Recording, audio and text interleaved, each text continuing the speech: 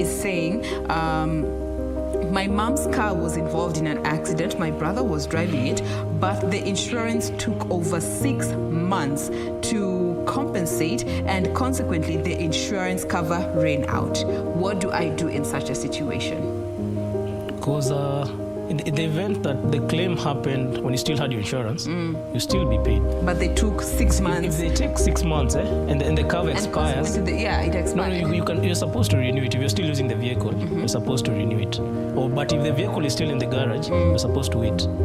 Now, once they're done with the repairs and they issue back your vehicle, you can take the cover. So you're the one to choose if you'll take it still with the same insurance company or you'll take it with another insurance company. So if the cover expires while the car is still at the garage, hasn't been fixed, the insurance company will still fix it, even if they're the cover supposed to fix it, Okay. because the accident occurred when you had the insurance. Covered. When you're still covered. So there's no point of you buying insurance and the vehicle is not on the road, because now that will mean you're wasting your money, because if the vehicle still stays in the garage for 2 months and you paid for insurance for 1 year, so that means you've lost 2 months.